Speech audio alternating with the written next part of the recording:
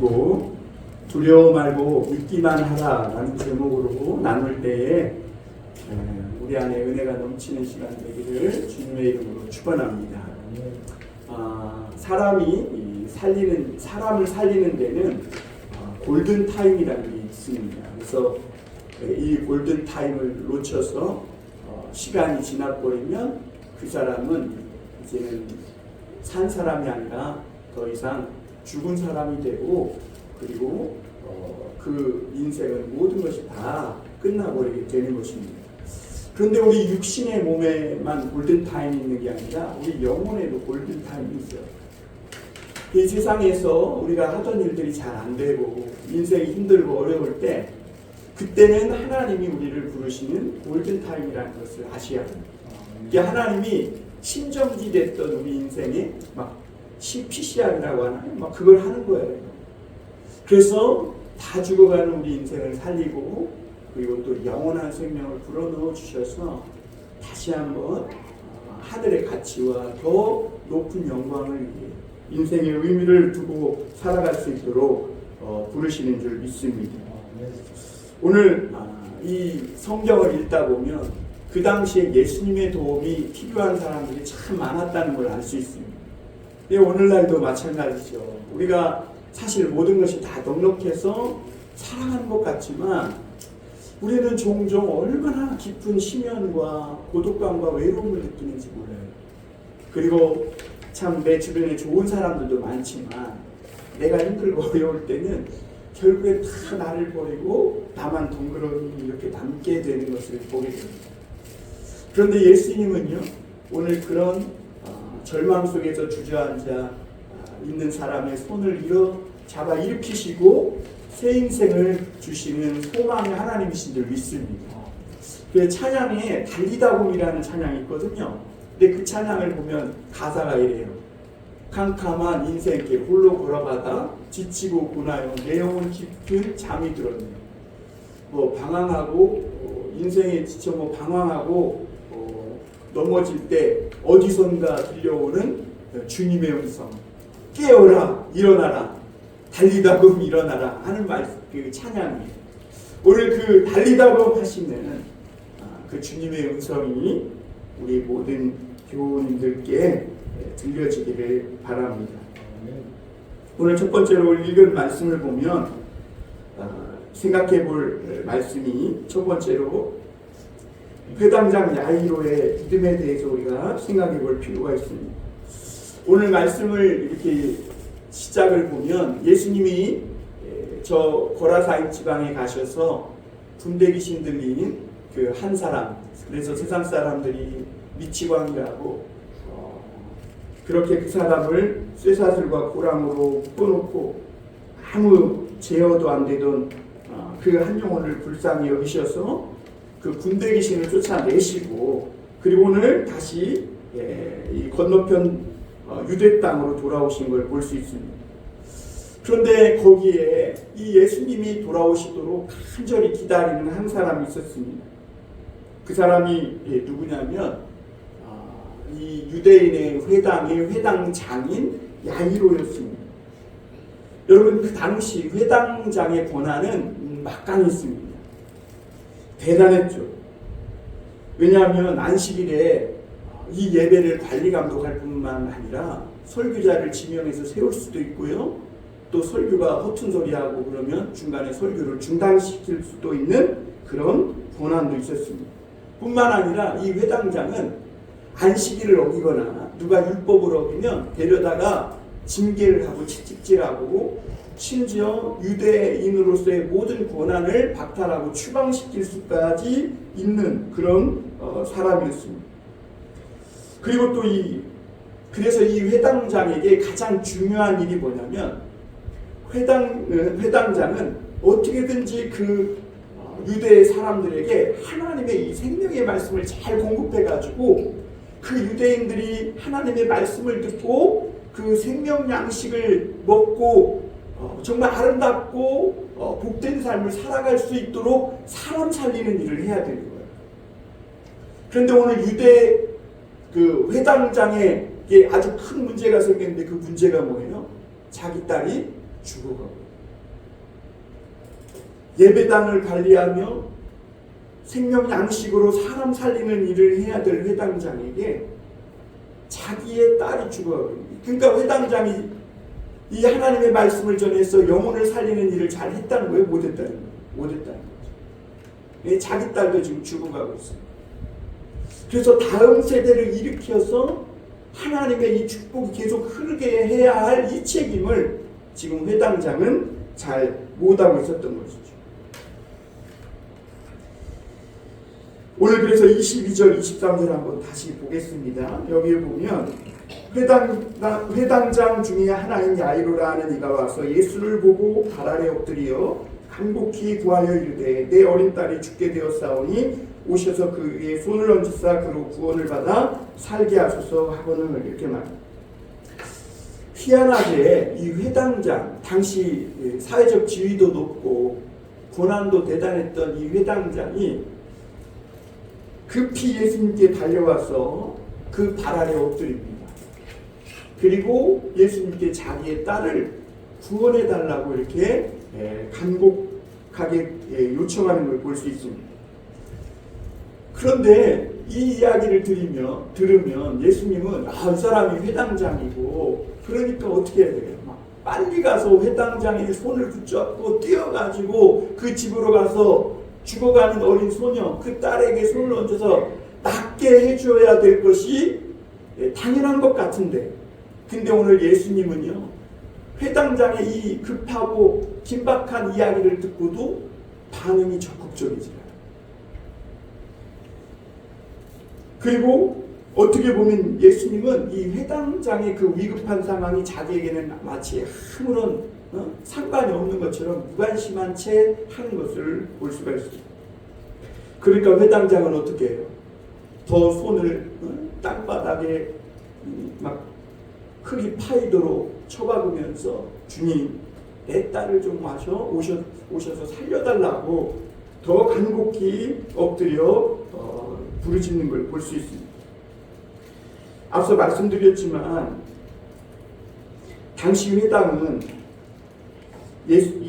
예수님이 그 율법을 어기고 안식일을 안 지킨다고 예수님이 회당에서 설교하는 걸 금지시켰어요. 그 당시에.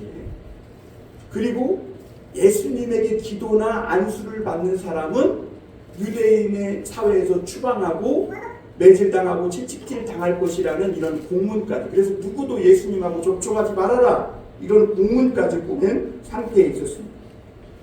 그래서 누구든지 이 지시를 어기면 그 사람에게는 혹독한 대가가 따를 것이다. 그리고 유대인으로서 받을 모든 특권들, 권한들을 잃어버리게 될 것이다. 그런 이야기를 했던 그런 곳입니다. 그래서 여러분 이걸 보면 회당장 자체가, 회당장인 야이로가 예수님께 와서 딸을 살려달라고 기도하고 부탁한 것 자체라고 해요. 그 규율을 어긴 것. 그리고 회당장으로서 자기 권한을 포기하겠다는 의미입니다. 뿐만 아니라 이 회당장은 자기 딸만 살려줄 수 있다면 자기가 회당장 옷을 벗는 것은 물론이요, 채찍질 당하고 징계를 받아서 유대 사회에서 추방당할 각오까지 했다는 의미입니다. 여러분, 자식 안 귀한 사람 없죠. 이 정상적인 부모라면 자기 자식은 눈에 넣어도 안 아픈 거예요. 그래서 뭐 부모가 묻으면 선산에 묻지만 자식이 죽으면 가슴에 묻는 거죠. 부모는 아무리 자기가 죽어갈지라도 자신만 살릴 수 있다면 기꺼이 그럴 수 있는 사람들인 것이죠. 이 야이로는 뭐 회당장 비기고 뭐고 다 내려놓고 지금 예수님 앞에 발 아래 엎드려 기도하고 요청하고 있는 거예요. 뭐 예수님과 접촉하지 말아라, 그러면 뭐 채찍질 당하고 징계 당할 것이다, 이런 거 다 필요 없는 거예요. 그렇게 예수님께 와서 구하고 있는데 이 정도면 예수님도 좀 반응을 해야 되잖아요. 그렇죠? 그런데 예수님은 뜨뜻미지근해요. 여러분 그럴 때 어떻게 하시겠어요? 아니 교회 왔는데 나를 알아주지도 않는 거죠. 목사님 반응이 뜨뜻미지근하고 에이 벌떡이를 가버려. 많은 사람들이 예수님을 믿는다고 하지만 그런 것이죠. 그런데 여러분, 오늘 예수님이 이 회당장의 요구가 긴박하지 않은 걸 몰라서 그런 것도 아니고, 회당장이 지금 어려움에 있다는 것을 몰라서도 아닙니다. 회당장이 예수님께 나온 이것이 회당장으로서 옷을 벗고 어떠한 이 대가를 치러야 된다는 것을 예수님이 몰라서 적극적이지 않았던 것도 아닙니다. 예수님이 이렇게 하신 것은 이 회당장의 믿음을 바라보신 거예요. 내가 회당장인데 하는 그런 이미지를 갖고 있나 없나 이걸 보신 것이죠. 그리고 정말 믿음이 있는지 보신 거예요. 여러분, 예수님은 우리와 똑같은 사람의 모습으로 오셨어요. 그렇지만 만물을 창조하신 생명의 주인이시고 우리 영혼의 아버지예요. 우리는 예수님 앞에 정말 먼지와 같고 벌레와 같고 어린아이 같은 존재들이에요. 그런데 그 예수님 앞에 우리가 교수로 나와서 기도할 겁니까? 우리가 박사 지식을 갖고 나와서 그 지식으로 예수님을 설득해 갖고 움직일 겁니까? 그 예수님 앞에는 박사고 교수고 뭐고 다 벗고 어린아이처럼 나와 주님께 기도할 때, 그때 주님은 어떤 우리 인생의 문제든지 해결해 주시는 분이심을 믿으시길 바랍니다. 그 예수님은 우리에게 크고 놀라운 축복 두 가지를 갖고 오셨어요. 그게 뭐냐면, 첫 번째는 이 세상에서 예수님의 말씀을 믿고 순종하며 살면 누구든지 아름답게 살 수 있는 이 부유한 삶을 가지고 오셨어요. 예수님을 믿는 것으로만도 충분해요. 정말 가치 있고 행복한 삶을 이 세상에서 살 수 있는 그 축복을 갖고 오셨어요.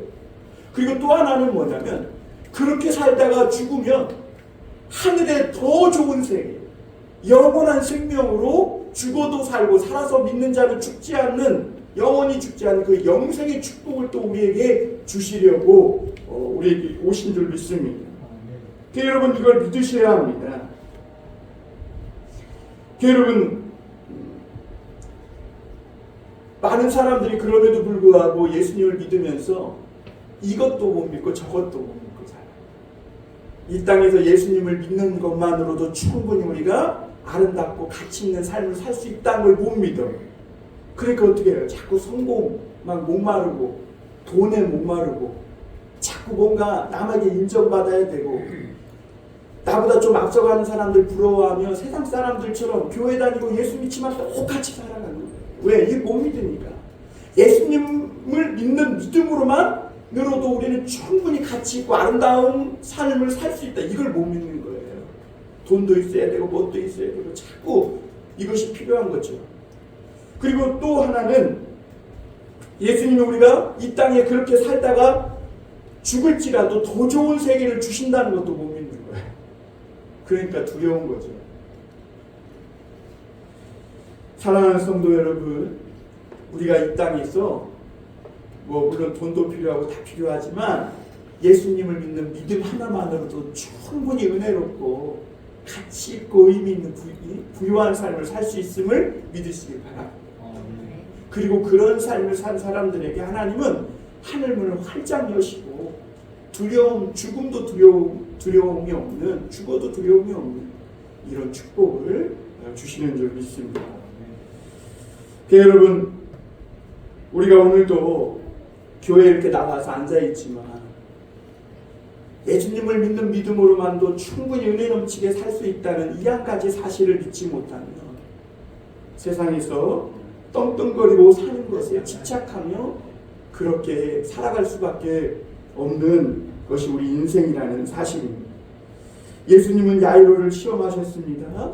그런데 놀랍게도 야이로는 믿음은 있었어요. 예수님이 무관심한 채 그렇게 뜨뜻미지근한 반응을 보이는데도 벌떡 일어나서 자리를 박차고 떠나가지 않고 양손을 그 땅바닥에 더 쳐박으며 흙을 움켜쥐며 예수님, 내 딸을 오셔서 고쳐달라. 예수님만이 내 딸을 고쳐 주실 수 있다고. 나 이 회당장, 옷, 이 모든 특권 다 잃어버려도 괜찮다고 그렇게 주님께 구하고 있는 것이죠. 그리고 놀라운 사실은요, 오늘 회당장이 그 이후에도 우리가 알겠지만 혈루증 여인이 뛰어들어가지고 막 한시라도 빨리 집에 가야 되는데, 응? 자기 딸은 자꾸 죽어가는데 자꾸 예수님이 집에 가는 게 딜레이 되고 있잖아요. 그런데도 포기하지 않고 끝까지 예수님을 손을 붙잡고 집으로 모셔가는 것을 우리가 볼 수 있죠. 그래서 예수님은 그런 야이로의 믿음을 보면서 뭐라고 말씀하시냐면, 다른 누가복음이나 마태복음에 보면 내가 가서 고쳐주리. 네 딸은 살았다는, 네 딸. 네? 두려워 말고 믿기만 하라. 그러면 시간이 얼마나 지나든 네 딸이 죽든 살았든 상관없이 내가 가서 고쳐주겠다. 예수님은 마음에 결심하시고 이 야이로에게 그렇게 말씀하신 것이죠. 사랑하는 성도 여러분, 예수님이 말씀하시고 예수님이 마음에 결심하시면요, 시간 아무 의미 없어요. 우리가 아무리 늦어도, 또 내 생각에는 너무 이제 끝나고 다 지나고 끝난 것 같아도, 하나님은 예수님은 달리다고 하시며 언제든지 우리 인생을 다시 시작하게 하실 수 있는 하나님이신 줄 믿습니다. 두 번째로 우리가 생각해 볼 것은, 그런데 이 야이로의 믿음이 새치기를 당했다는 겁니다. 여러분, 사람들이 새치기를 많이 합니다. 제가 약 25년 전인가요? 그 성내동에서 제가 어딘가도 말씀드린 적이 있는데, 그때 22살 때 전도사로 이렇게 교육전사로 있었어요. 근데 그때 제가 22살에 청년부 교육전사로 있었는데, 그 청년부에 나보다 나이 많은 사람들이 질비했어요. 그런데 이제 이제 나보다는 사회적으로는 형님뻘이 되겠죠. 그런 분들이, 야, 이번에 우리 여름수련회는 제부도로 한번 가보자. 그래가지고 그때 제부도를 가는데, 그때는 제부도가 1차선이었고 굉장히 꼬불꼬불했어요. 그래갖고 남양쯤 갔던 것 같아요. 남양쯤. 근데 차가 얼마나 서 있는지. 근데 누군가가 뒤에서 휙하니 옆길로 쫙 가는 거예요. 그러더니 저 앞으로 싹 끼어들어요. 그러니까 막 속에서 막 열불이 올라오는 거죠. 그런데 어디서 삐뽀삐뽀하고 경찰차가 오더니 그 사람을 불러내가지고 맨 뒤로 빠꾸시켜서 보내는 거예요. 그래가지고 얼마나 속이 우려나든지. 그런데 사실 우리 인생에 살다 보면 그렇지 못할 때가 훨씬 많아요. 그냥 내가 새치기 당하고 손해보고 그럴 때가 많죠. 교회에서도 내가 장로된 차례인데, 저 사람이 장로가 되고 나는 투표에 떨어지고, 근데 제가 교회에서 오래 있어봤지만 장로 투표에서 떨어지고 그 교회 제대로 다닌 사람 한 사람도 못 봤어요. 정말 믿음이 없더라고요. 그게 뭐 선거운동 하듯이 해서 된 것도 아니고, 그런데 또 그러더라고요. 그리고 내가 은혜 받을 차례인데 나는 하는 일은 안 되고 저 사람은 잘 돼. 그러니까 내 생각에는 내가 은혜 받고 축복받을 차례인 것 같은데 저 사람. 그러니까 우리가 예수 믿으면서도 얼마나 온졸하게 신앙생활하고 믿음 없이 신앙생활하는지, 얼마나 그런 때가 얼마나 많은지 모릅니다. 오늘 말씀해 보면 12년 동안 혈루증을 앓는 여인이 있었어요. 근데 이 여인은 돈은 돈대로 다 쓰고 많은 의사를 만나봤지만 병은 못 고치고 아무 효용도 없고 몸만 상하고 가산만 다 탕진해서 정말 그렇게 소망 없이 살아가던 여인이었습니다. 그리고 여러분, 우리가 알아야 될 것이, 혈루증이 뭐냐면 블리딩 하는 거예요. 그러니까 계속 피를 흘리는 거예요. 그런데 이 구약 레위기에 보면 피를 흘리는 여인은 어떤 여인이에요? 부정한 여인. 그러니까 피를 흘리는 이 병보다도 더 뼈저린 고통이 뭐냐면 죄인 취급받고 부정한 여인 취급받는 거예요. 그래서 이 여인은 12년 동안 계속 격리된 채 아무 사람도 못 만난 채 자기 혼자 살아야 되는 거예요. 그러니까 존재하고 있지만, 살고 있지만 존재하지 않는 것 같은 그런 여인이었습니다. 그런데 이런 혈루증 여인에게 희망이 생겼습니다. 사람들이 예수님에 대해서 수근수근하는 소문을 들은 거예요. 야, 예수님이 각종 병도 고치고 귀신도 내쫓고 바람과 바다도 잠잠케 하시고 그가 정말 하나님의 아들이라더라. 그런 얘기를 들은 거예요. 그럼에도 이 여인에게 가장 큰 지금 장벽 하나가 남아있는데 그게 뭐냐면 자기는 지금 부정한 여인이고 격리되어 있고 사람과 접촉하면 안 돼요. 그 전에 코로나가 한창 유행일 때 여러분 제가 원치 않게 어떻게 잘못해가지고 사람들과 접촉해서 코로나가 걸리게 되면 막 완전히 망신도 그런 망신이 없어요. 그래가지고 막 우리가 어디를 갈 때마다 동선을 다 체크하고 오늘 여인이 그런 거예요. 그럼에도 이 여인은 어때요? 살고 싶고 많은 사람들이 그 여인을 죄인 취급하고 부정한 여인 취급하고 죽은 사람인 것처럼 이렇게 취급하지만 그래도 이 여인은 나 아직 여기 있어. 나 아직 살고 있다고 그렇게 나도 병을 고치고 싶다고 마음속으로 소리치고 있는 것이죠. 그러면서 그 여인에게 믿음이 생깁니다. 이 병이 돈으로도 못 고쳤고 현대의학으로도 못 고쳤지만 내가 예수님의 옷자락만이라도 만지면 나을 수 있겠다는 이런 믿음이 생긴 거예요. 그렇다고 해서 선뜻 용기가 나지는 않습니다. 왜냐하면 12년 동안 죄인 취급받았으니까 많은 사람들 앞에 나가가지고 예수님 내 병 좀 고쳐주세요. 이럴 용기가 나겠어요? 안 나겠어요? 못 나죠. 여러분 우리가 교회 다니던 사람도 수십 년 동안 교회를 안 나오면요 선뜻 교회 나오기가 힘들어요. 그런데 이 여인이 마지막 믿음의 용기를 냅니다. 내가 예수님의 그 옷자락만이라도 만지면 나는 다시 이 병이 낫고 다시 살 수 있다. 그런 믿음의 용기를 내봅니다. 그래서 여인은 얼굴을 가리고 많은 인파를 뚫고 예수님께 접근합니다. 그리고 드디어 예수님의 옷자락을 잡습니다. 그 의미는 뭐예요? 많은 사람들이 그 여인, 저 여인은 없는 여인이야, 부정한 여인이야, 있으나 만화한 여인이야 그러지만 아니야. 나 아직 여기 이렇게 한 인간으로 살고 있다고. 나 여기 있다고. 여러분 세상에서 용기 중에 가장 힘든 용기가 뭐냐면 존재하고자 하는 용기예요. 우리가 사람들이 막 나를 왕따시키고 또 내 처지가 초라해지고 그러면 사람들이 어디로 가요? 산속으로 가요. 왜 그러냐면 도피하고 싶은 거죠. 그런데 그것을 뿌리치고 나 아직 살고 있고 나 아직 하나님 앞에 괜찮은 사람이야 하면서 용기를 내는 게 쉬운 게 아니에요. 믿음이 있어야 돼요. 사랑하는 우리 교우들 어떤 절망적인 고통스러운 상황이 있더라도 여러분 믿음으로 존재하고자 하는 그 용기를 가지실 수 있길 바랍니다. 왜냐하면 여러분들 한 사람 한 사람은 하나님 앞에 누구도 이 존재의 가치가 아주 귀한, 그래서 아까 우리 교동문에 뭐라 그랬어요? 성도는 그 죽음조차도 귀중하다 그랬잖아요. 그렇게 아주 가치 있는 여러분들 한 사람이 그렇게 가치 있는 존재라는 것을 믿고 사실 수 있기를 바랍니다. 그리고 이 믿음의 용기를 내면서 예수님의 옷자락을 잡았을 때 이 여인의 12년 동안 괴롭히던 혈루증이 치료되는 것을 볼 수가 있습니다.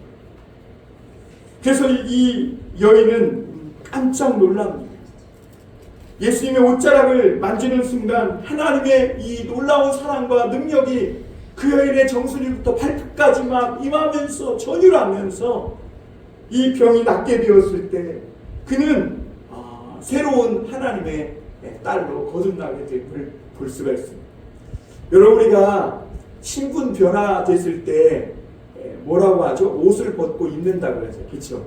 그래서 어떤 사람이 죄를 저질러서 감옥에 들어갈 때 저 사람 저 자리 옷 벗고 감옥 가게 됐어요. 이렇게 말해요. 그러니까 오늘 이 혈루증 여인은 그동안 사람들에게 부정한 여인이요 죄인 취급받던 그런 세상의 딸이었는데 믿음으로 예수님의 옷자락을 만지는 그 용기를 내서 주님의 옷자락을 잡았을 때 이제는 하나님의 딸로 신분이 변화되고 새로워졌음을 볼 수가 있습니다. 여러분, 오늘도 마찬가지입니다.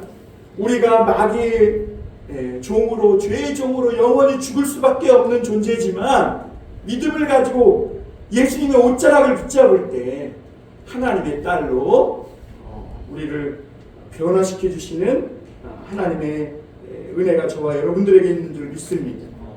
오늘 이 예수님의 능력이 자신에게 나간 걸 느낀 거예요.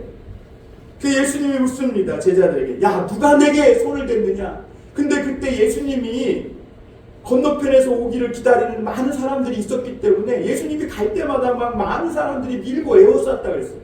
그러니까 막 여러 사람이 예수님의 옷을 만지고 몸에 손을 대고 밀고 있는 것이죠.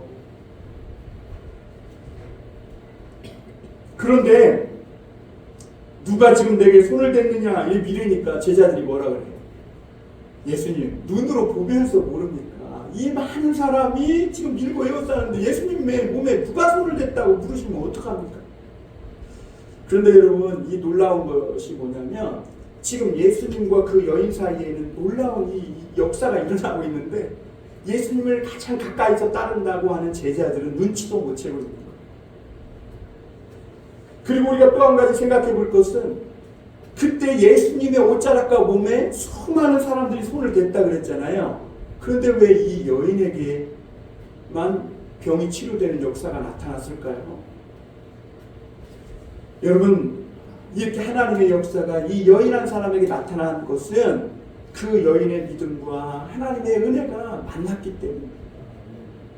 여러분, 오늘도 마찬가지 하나님의 은혜는 오늘도 넘치고 있어요. 그런데 그 예수님의 하나님의 옷자락만이라도 잡고자 하는 그 믿음으로 주 앞에 나아갈 때 하나님의 넘치는 은혜와 우리의 작은 믿음이 만나서 우리 가정이 변화되고 새로워지고 우리 인생이 새로워지는 놀라운 역사가 일어나게 되는 줄 믿습니다. 그래서 예수님이 그 사람이 누구인지 둘러보실 때 여인이 나아가서 예수님 접니다. 그러면서 자기가 한 모든 사실을 주님께 아뢰었다 그랬어요. 그때 예수님이 뭐라 그래요? 딸아, 이제는 이 여인은 부정한 여인이 아니에요. 이름도 없는 혈루증 여인이 아니에요. 딸이에요. 딸. 누구의 딸이에요? 하나님의 딸. 딸아, 내 믿음이 너를 구원하였으니 편안히 가라. 여러분, 오늘 그 주님의 잔잔한 음성이 저와 여러분들의 영혼 속에 또 들려지길 바랍니다. 많은 사람들은 예수님께 와서 예수님의 옷자락을 잡고 몸을 밀면서도 반신반의 구경꾼이, 그러니까 아무런 기적이 일어나지 않아요. 그러나 오늘 이 여인은 돌맞이를 각오하고 나도 여기 아직 살고 있다, 믿음의 용기를 내서 주님의 옷자락을 붙잡을 때 그때 그 여인이 병이 치료되고 새로운 인생을 살게 됐음을 보게 됩니다.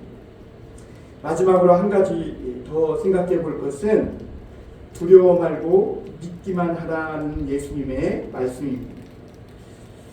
여러분, 지금 이 혈루증 여인은 예수님의 옷자락을 잡아가지고 병이 치료돼서 12년 동안 막 괴롭게 살다가 병이 나으니까 얼마나 좋았겠어요. 그렇죠? 그런데 또 다른 한편으로 야이로는 어땠을까요? 속이 점점 타들어가죠.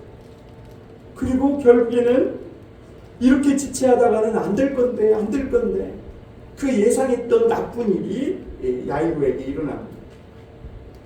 야이로에게 마지막 희망은 예수님이셨고 예수님이 내가 널 도와주리라 해서 예수님을 지금 집으로 모셔가고 있어요. 그런데 집에서 사람들이 달려오더니 하는 말이 당신의 딸이 죽었다. 그게 더 이상 선생을 괴롭게 할 필요도 없고 예수님을 집으로 모셔올 필요도 없다. 이렇게 말하는 것이죠. 야이로는 이제 망신만 당할 거예요. 예수님을 데려다가 우리 딸 몸에 손을 얹으면 나을 거야. 그래가지고 회당에서 금지한 막 예수님께 나아가서 땅이 패이도록 막 엎드려서 그렇게 강구했는데 딸이 결국 죽었으니 어떻겠어요? 망신만 당하겠죠. 뿐만 아니라 회당장 자리를 쫓겨나는 건 물론이고 채찍질 당하고 추방될 것이 뻔합니다. 조금이나마 있던 믿음조차도 박살나기 직전입니다. 예수님이 원망스럽죠. 또 자기와 자기 아내는 외동딸을 잃고 어떻게 살아가야 할지 막막합니다. 이 야이로에게 두려움의 쓰나미가 밀려오기 시작합니다. 이 야이로는 막 온몸을 떨기 시작하는 거죠. 야이로의 인생은 다 끝난 것 같습니다. 정말 하나님이 살아계실까? 예수님이 정말 하나님의 아들인가? 아니면 사기꾼인가? 참 세상에 믿을 놈 하나 없다더니 이런 절망에 충분히 빠질 수 있죠. 야이로가. 그때 예수님이 말씀하셨죠. 한번 우리 같이 해볼까요? 두려워 말고 믿기만 하라.